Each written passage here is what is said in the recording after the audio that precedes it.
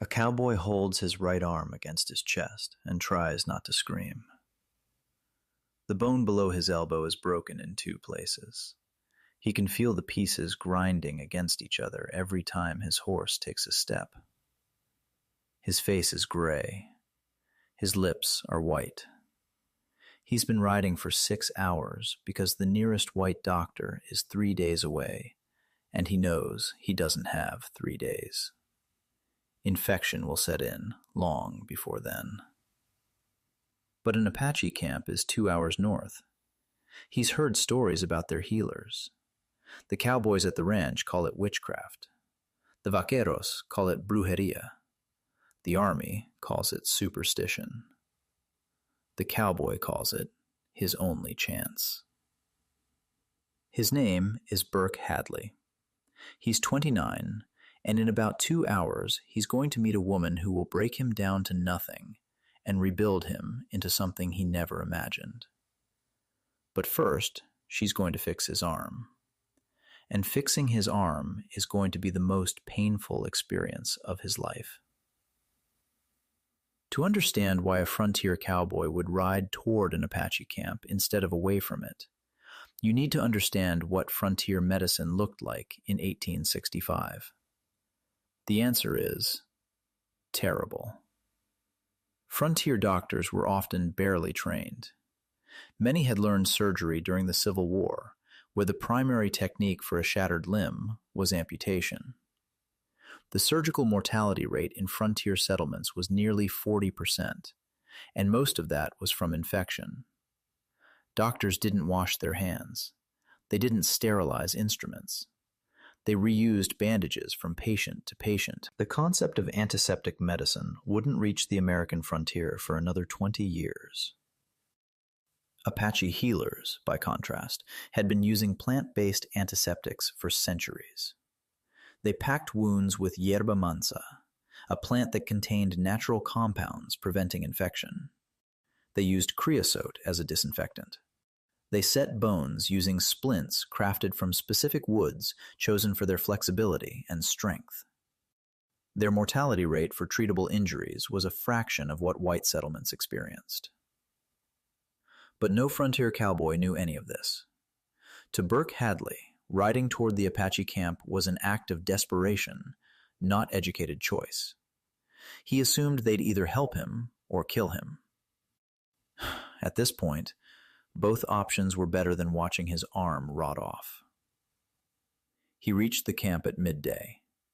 The warriors saw him coming and formed a line at the perimeter. Burke stopped his horse, held up his shattered arm so they could see it, and said the only Apache word he knew: help. They brought him to Bitsoi. Bitsoi was the camp's healer.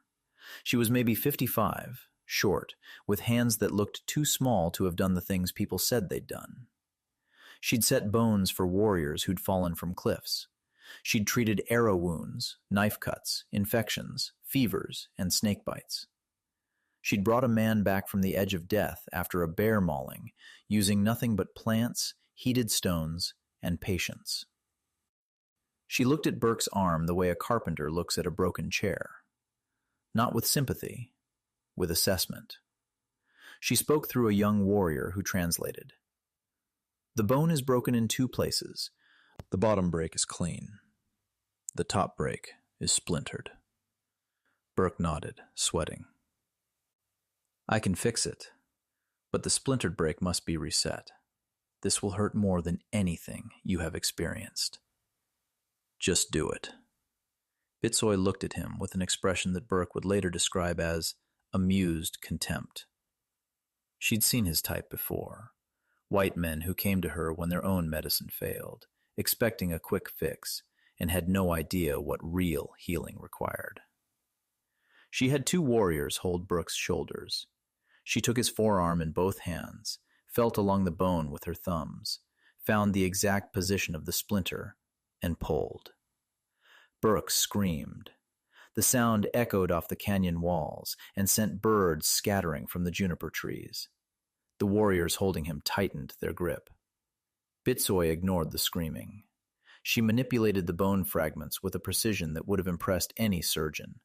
aligning the splintered edges, pressing them into position, feeling through the skin for the exact moment when the pieces locked together. Then she pulled again to set the clean break below it. Burke passed out. When he woke up, his arm was bound in a splint made from willow bark, wrapped in deerskin, and packed with a thick green poultice that smelled like the earth after rain. The pain was still enormous, but the grinding sensation was gone. The bones were aligned. Bitsoi sat across from him, drinking something from a clay cup. "You will stay here until the bones heal," she said through the translator. 8 weeks. Burke nodded. He didn't have a choice. "And you will pay me," she added. "I have money at the ranch. I don't want your money." Bitsoi set down her cup. "You will apprentice with me for 1 year. After your arm heals, you will learn what I teach. That is the price." Burke stared at her. "A year?" "You came to me because your own healers could not help you. That means your people need what I know." A young girl in the camp developed a fever that didn't respond to the standard treatments. Her temperature climbed for 3 days. Bitsoi tried every remedy she knew. Nothing worked. On the 3rd night, the girl's breathing became shallow. The camp gathered in silence around the wickiup where she lay. Bitsoi sat beside the girl, holding her hand, her face showing something Burke had never seen from her before. Fear. Burke sat across the fire and watched. His mind raced through everything he'd learned. The plants, the techniques, the symptoms. Something was nagging at him. The girl's fever had a specific quality. It spiked at night and reduced slightly during the day. Her skin had a faint yellowish tinge near the eyes. He'd seen this before. Not in the Apache camp. On the ranch.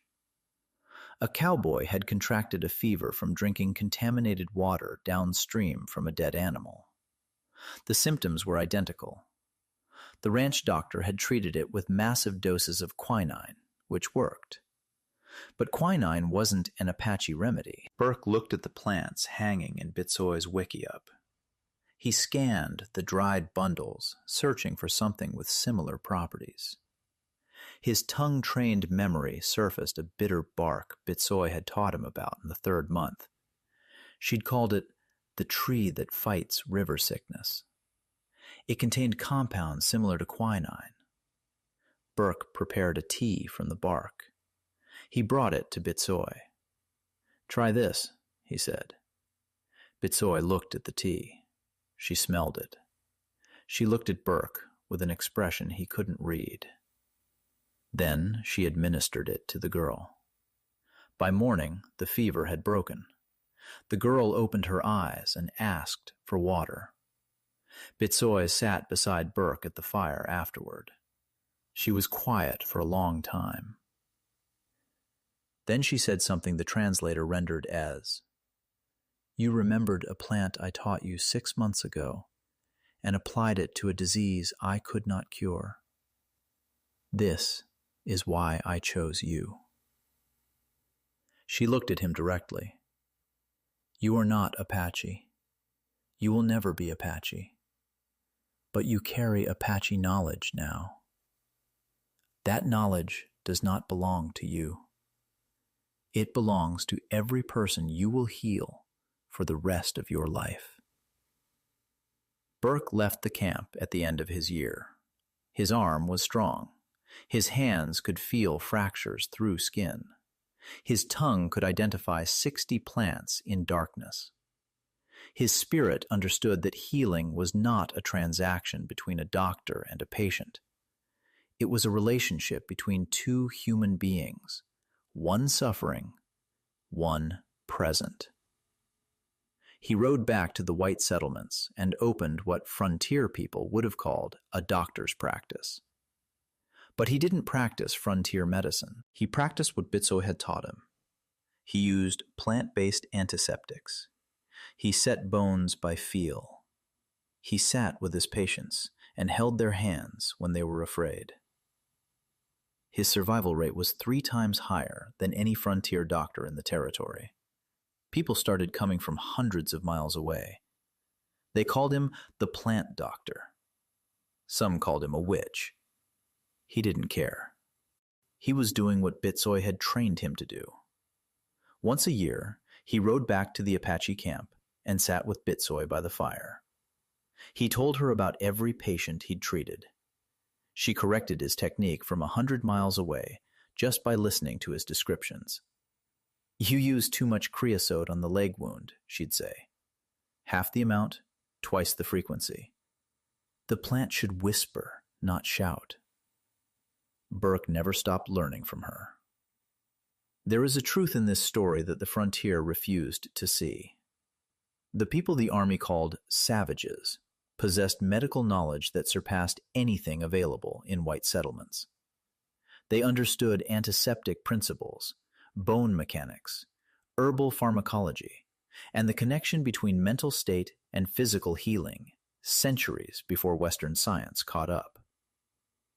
The tragedy isn't that this knowledge existed. It's that it was deliberately ignored, dismissed, and destroyed by a culture that assumed superiority while its own patients were dying of infections caused by dirty surgical tools.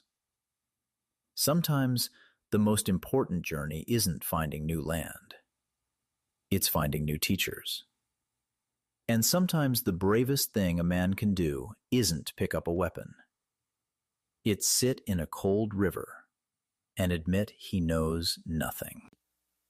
If this story resonated with you, the real history of Apache healing practices and their proven effectiveness is a story worth hearing. It's on screen now.